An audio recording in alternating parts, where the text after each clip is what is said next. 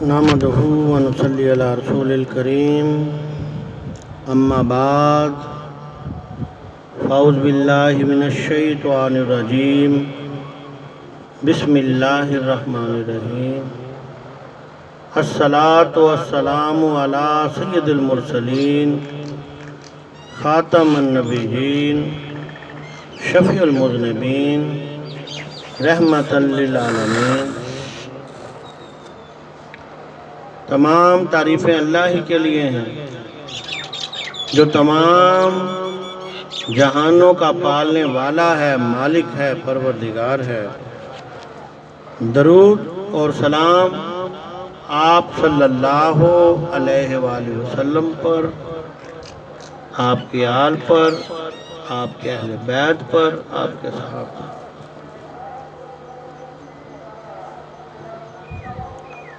ہمارا موضوع جو ہے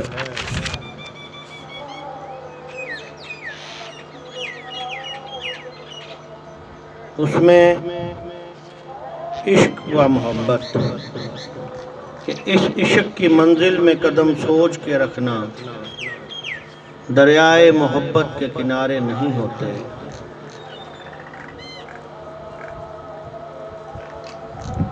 اور اللہ اور اللہ کے رسول سے محبت اور اس کے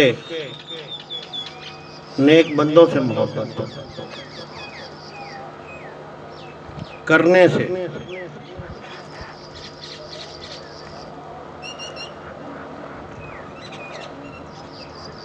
درجات بلند ہوتے ہیں، سلوک کی منزل کو سالک بڑے آسانی سے طے کرتا ہے۔ اس کے ذریعے اللہ سے محبت، اللہ سے عشق، اس کے نبی سے محبت، اس کے نبی سے عشق، اس کی آل سے محبت، اس کی آل سے عشق، اللہ کے ولیوں سے محبت اور ان سے عشق۔ عشق محبت کے بغیر تمام عبادات اور اعمال ضائع اور بیکار ہیں۔ یعنی ہمارے شیخ حضرت خواجہ محمد ایوب جہانگیری اپنی اس کتاب انوار ایوب کے اندر یہ تحریر فرما رہے ہیں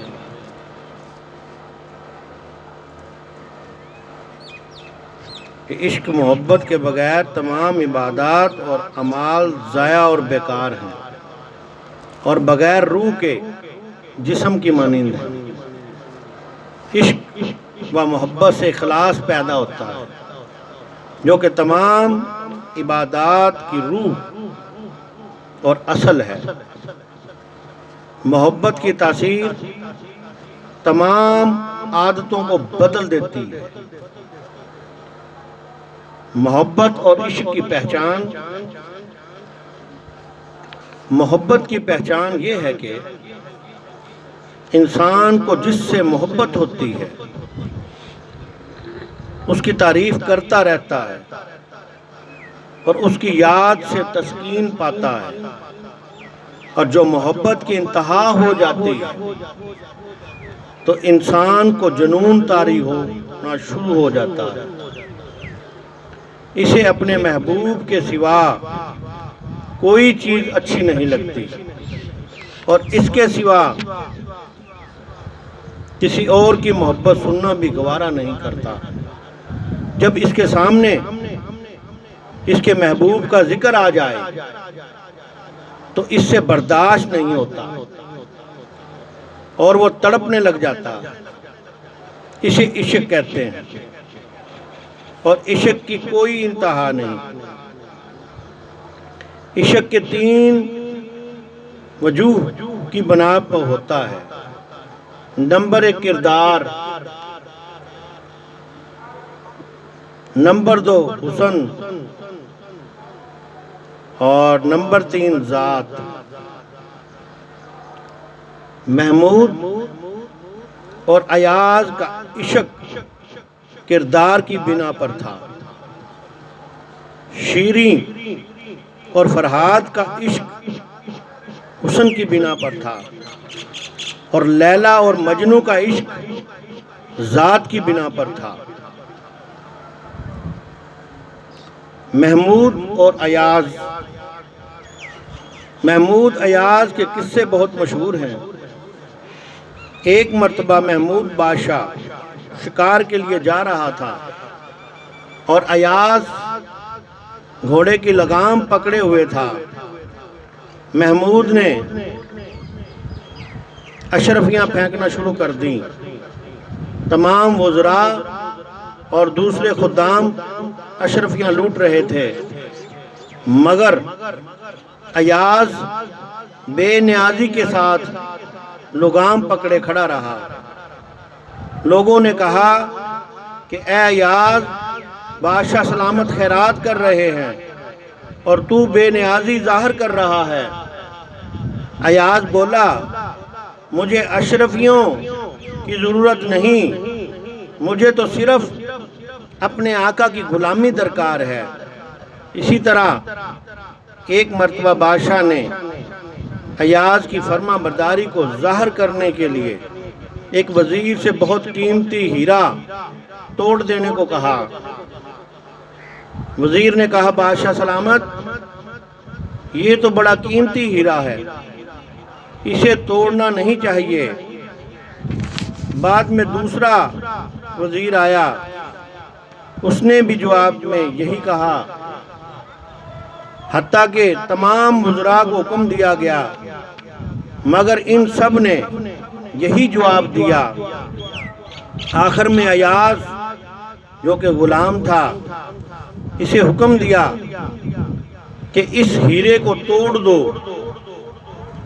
ایاز نے فوراً اس ہیرے کو فرش پر دے مارا اور تمام وزراء آگ بگولا ہو گئے اور کہنے لگے، تم کتنے بے وقوف ہو کہ اتنا قیمتی ہیرا تو نے توڑ ڈالا۔ ایاز نے کہا، میرے آقا کے حکم سے قیمتی نہیں ہے۔ اسی کردار کی بنا پر ایاز جو کہ غلام تھا، بادشاہ کی نظر میں وزراء سے بھی زیادہ قرب حاصل کر گیا تھا، اور اس کا یہ عشق کردار کی بنا پر تھا۔ اور عشق مجنوں، ایاز اور محمود، شیریں فرحاد اور لیلا مجنوں، یہ سب عشق کے باب میں مشہور و معروف اور ضرب المثل ہیں، اور ہر خاص و عام یہ بھی جانتے اور سمجھتے ہیں کہ ایاز اور محمود کے عشق سے بڑھ کر شیریں اور فرحاد کا عشق تھا، اور شیریں فرحاد کے عشق سے بڑھ کر لیلا اور مجنوں کا عشق تھا۔ اس کی وجہ یہ ہے کہ عشق معشوق کے وصف اور صفت سے تعلق رکھے گا، یا عشق معشوق کے حسن و صورت سے متعلق ہوگا، یا عشق ان دونوں سے مبرہ و منزہ ہوگا۔ نہ وصف کو دخل ہوگا نہ حسن کو۔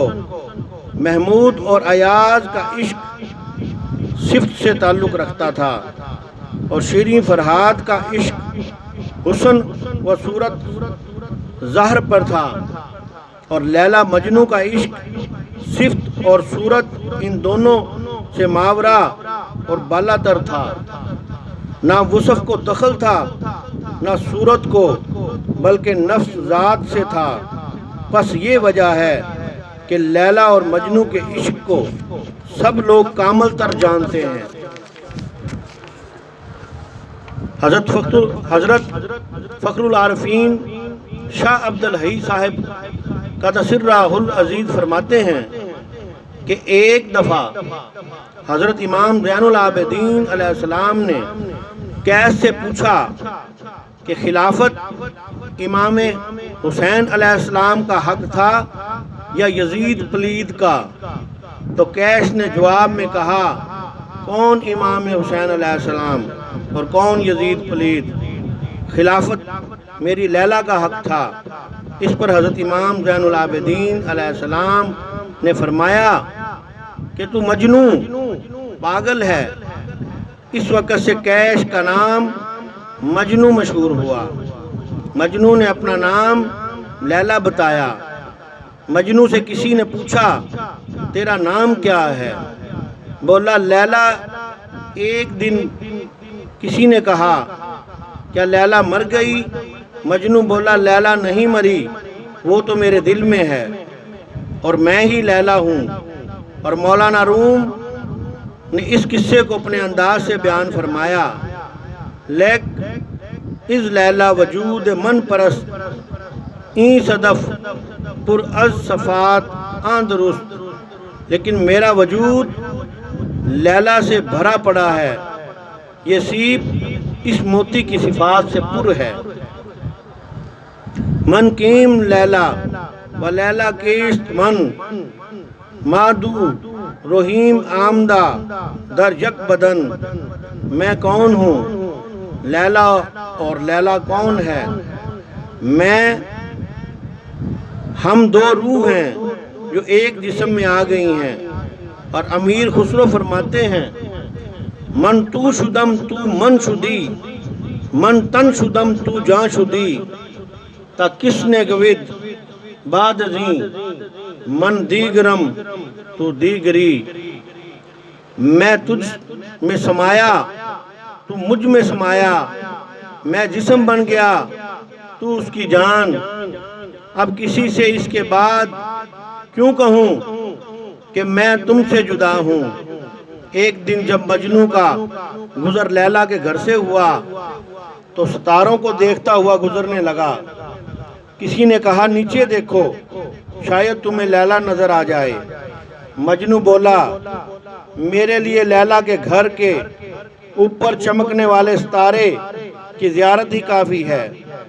رندوں کی نظر میں خانہ کعبے کے برابر ہوتا ہے، مرشد کی گلی کا ایک پھیرا سو حج کے برابر ہوتا ہے۔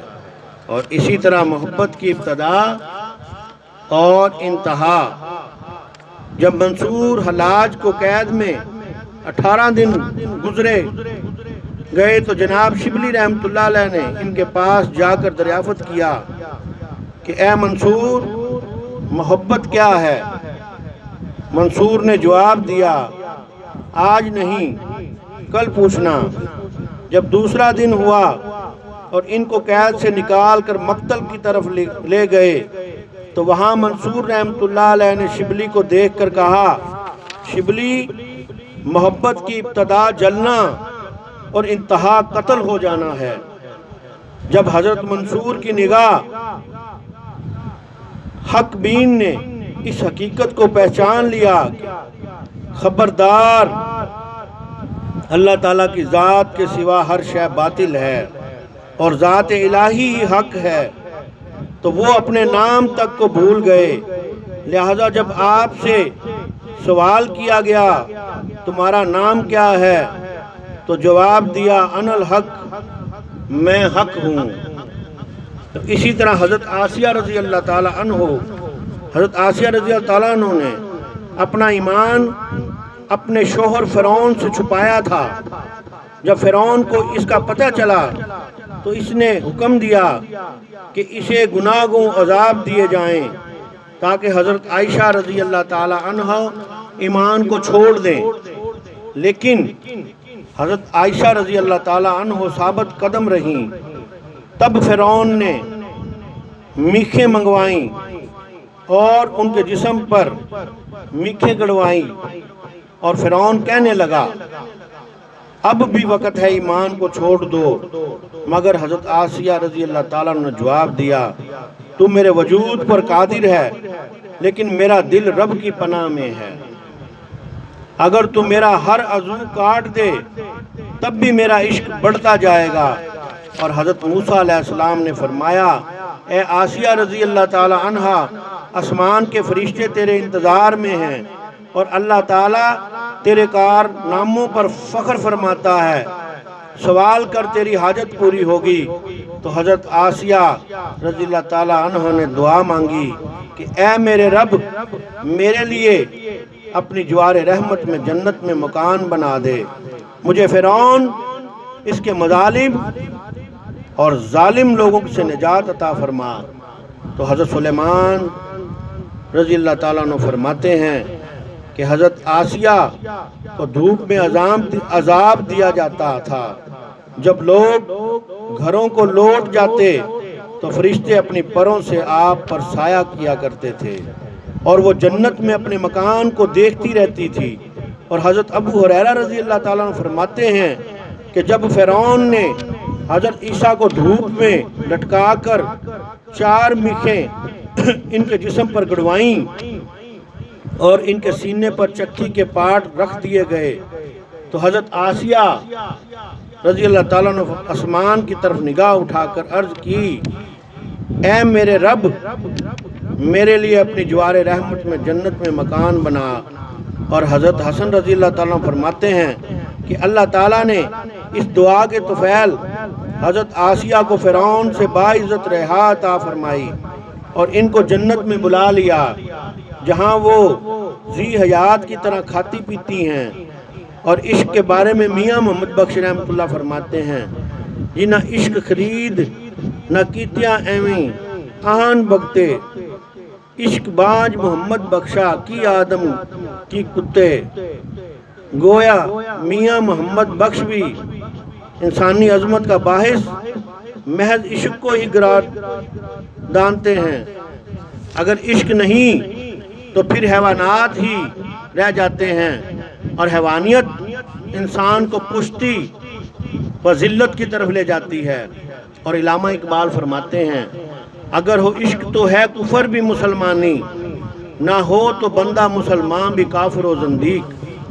اور حدیث قدسی میں ہے کہ جو شخص میری طلب کرتا ہے وہ مجھے پا لیتا ہے، اور جو شخص مجھے پا لیتا ہے وہ مجھے پہچان لیتا ہے، وہ مجھ سے محبت کرتا ہے، اور جو شخص مجھ سے محبت کرتا ہے وہ میرا عشق ہو جاتا ہے، اسے میں قتل کر دیتا ہوں، پس اس کی دید خون بہا مجھ پر لازم ہو جاتی ہے اور میں اس کا خون بہا ہو جاتا ہوں۔ اور حدیث شریف ہے کہ حضرت سعد بن زبیر رضی اللہ تعالیٰ عنہ سے روایت ہے کہ بے شک اللہ تعالیٰ قیامت کے دن بتوں کی محبت میں مبتلا لوگوں کو فرمائے گا، حکم دے گا کہ تم اپنے بتوں کے ساتھ جہنم میں داخل ہو جاؤ، تو وہ داخل نہیں ہوں گے، کیونکہ ان کو علم ہوگا کہ عذاب ہمیشہ رہے گا۔ پھر اللہ پاک ان کافروں کے سامنے ہی مومنوں کو فرمائے گا، اگر تم میرے محب ہو تو جہنم میں داخل ہو جاؤ، وہ اس میں فوراً کود پڑیں گے۔ پھر عرش کے نیچے سے ایک ندا کرنے والا ندا کرے گا، وہ لوگ اللہ پر ایمان لائے، وہ اللہ سے شدید محبت رکھتے ہیں، اس لیے کہ خود اللہ ان سے پہلے محبت کرتا ہے، پھر وہ اس سے محبت کرنے والے بنے۔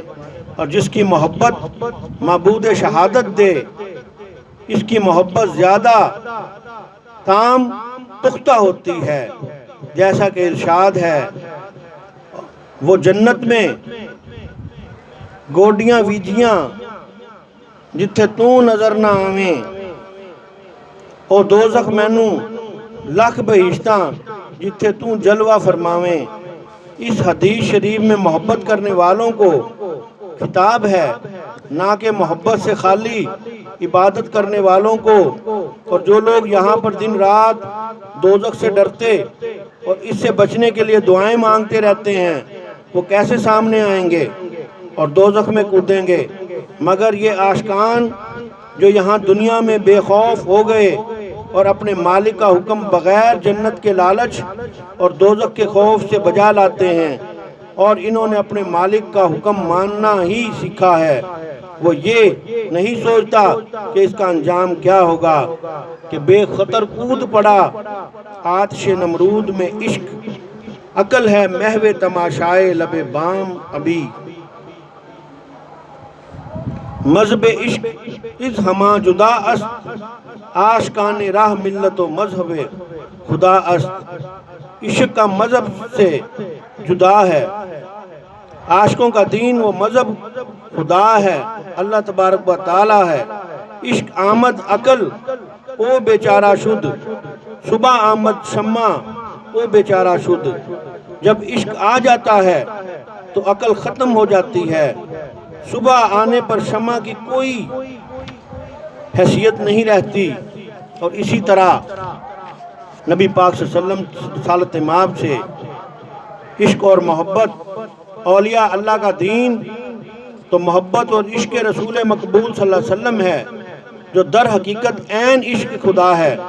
وہ اسی میں جیتے ہیں اور اسی میں مرتے ہیں، اور جہان فانی کو محبت حق کی بھینٹ چڑھا کر مجسمہ تسلیم و رضا بن کر خوش نویدی اللہ اور رضائے مصطفیٰ صلی اللہ علیہ وسلم کے حاصل کر کے حیات اور جادواں پاتے ہیں۔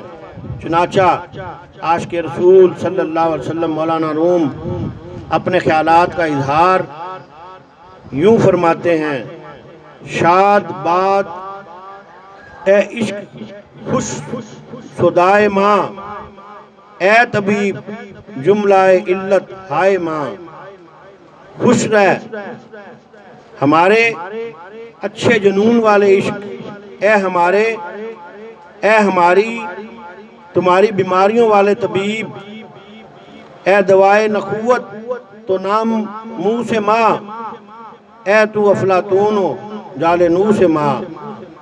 اے ہمارے تکبر اور عزت طلب کی دعا، اے کہ تو ہمارا افلاطون اور جال نوس ہے۔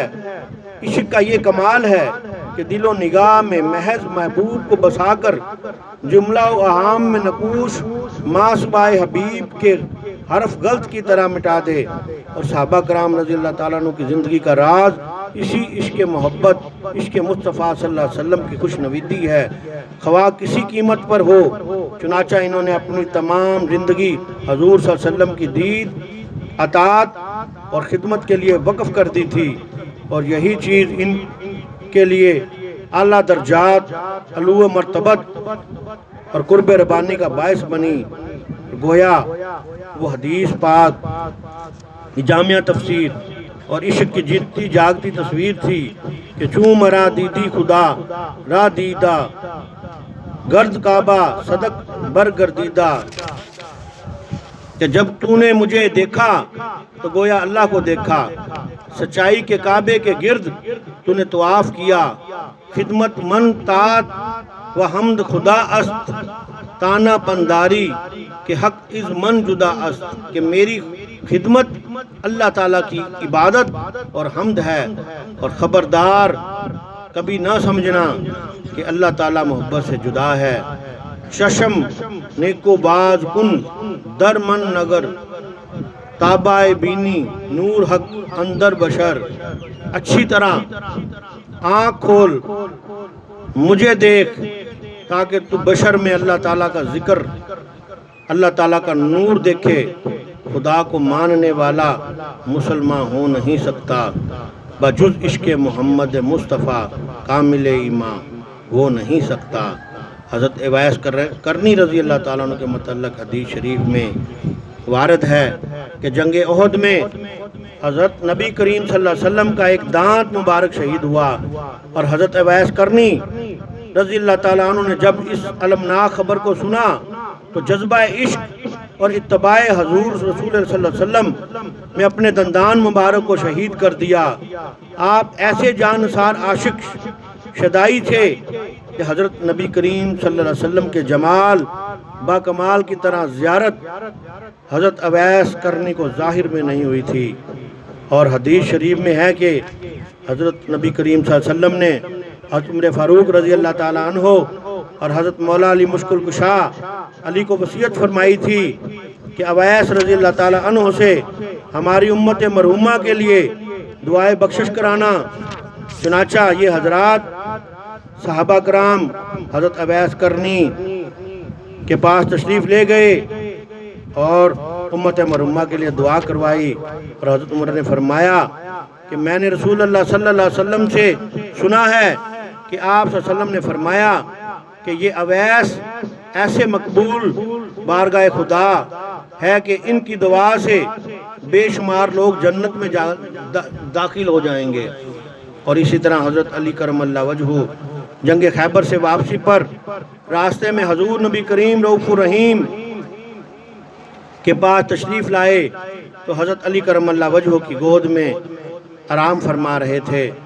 نماز عصر کا وقت تنگ ہو رہا تھا، مگر آپ نے محبوب پاک صلی اللہ علیہ وسلم کے آرام کا خیال کرتے ہوئے اس کو چھوڑ دیا، جس کے بارے میں قرآن حکیم میں فرمایا گیا ہے کہ درمیانی نماز کی بالخصوص حفاظت کرو۔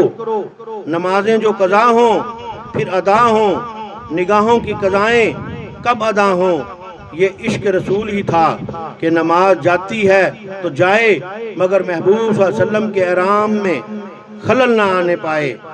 جب مختار کل ختم رسول سرور کائنات فخر موجودات احمد مجتبی محمد مصطفیٰ صلی اللہ علیہ وسلم بیدار ہوئے تو حضرت علی کرم اللہ وجہہ رو رہے تھے۔ جناب رسالت امام صلی اللہ علیہ وسلم نے دریافت فرمایا، اے علی کیوں رو رہے ہو؟ عرض کی آقا میرے ماں باپ آپ پر قربان، نماز عصر قضا ہو گئی ہے۔ ارشاد فرمایا، اے علی نماز قضا پڑھو گے یا ادا؟ کیونکہ مولا علی جانتے تھے کہ حضور صلی اللہ علیہ وسلم ادا پڑھوا سکتے ہیں۔ عرض کی آقا ادا پڑھوں گا۔ سرکار دو عالم صلی اللہ علیہ وسلم نے اشارہ فرمایا، سورج واپس عصر کے وقت پر آ گیا اور حضرت علی کرم اللہ وجہہ نے نماز عصر ادا فرمائی۔ تیری مرضی پا گیا سورج، پھرا الٹے قدم، تیری انگلی اٹھ گئی، ماں کا کلیجہ چر گیا۔ یہ اللہ تعالیٰ کے صحابہ، نبی کریم صلی اللہ علیہ وسلم کے صحابہ کہ نبی کریم صلی اللہ علیہ وسلم سے محبت، اور یہ عشق کی انتہا تھی، اور نبی کریم صلی اللہ علیہ وسلم کی بھی محبت اپنے صحابہ کے ساتھ وہ بھی عشق کی انتہا تھی کہ عصر کی نماز جا رہی تھی، چلی گئی تھی، لیکن مولا علی کے کہنے پہ پھر دوبارہ سورج اسی مقام پر آ گیا۔ تو یہ چیز ہے کہ عشق جو ہے اللہ کی اور اللہ کے نبی، ان کی آل سے، اہل بیت سے، ان کے صحابہ سے کیا جائے، کیونکہ جب ان سے ہم محبت کریں گے، عشق کریں گے تو ہماری نسبت اللہ کے نبی اور اللہ کے ساتھ ہو جائے گی، اور جب اللہ کے ساتھ ہو جائے گی تو پھر معاملہ آپ دیکھ لیں کہ مومن اللہ کے نور سے دیکھتا ہے۔ یعنی یہ ذاکر کے لیے حکم آیا جو اللہ کا ذکر کرتا ہے اور جو نبی پہ درود اور سلام بھیجتا ہے۔ حکم ہے نا کہ مومن کی فراست سے ڈرو، یہ اللہ کے نور سے دیکھ رہا ہے، تو وہ اسی لیے دیکھتا ہے کہ اس کے دل میں اللہ اور اللہ کے رسول کی محبت سما جاتی ہے۔ تو اس لیے اللہ تعالی ہمیں اللہ اور اس کے رسول، اس کی آل، اس کے صحابی، اس کے ولیوں سے محبت کرنے کی توفیق عطا فرمائے، اور مخلوق خدا سے محبت اور بڑوں کا ادب اور شفقت سے، ہمیں چھوٹوں سے شفقت سے پیش آنے کی توفیق عطا فرمائے، اور اللہ تعالی ہمیں شریعت، طریقت، تصوف، روحانیت، حقیقت اور معرفت الہی اپنی کروا دے، اور ہم بھی اسی طرح شریعت کے پابند ہو جائیں، اور ذکر و فکر، تصور شیخ یہی عاشقوں کی نماز ہے۔ وما علینا الا البلاغ المبین۔ سنتے پڑھ لیں۔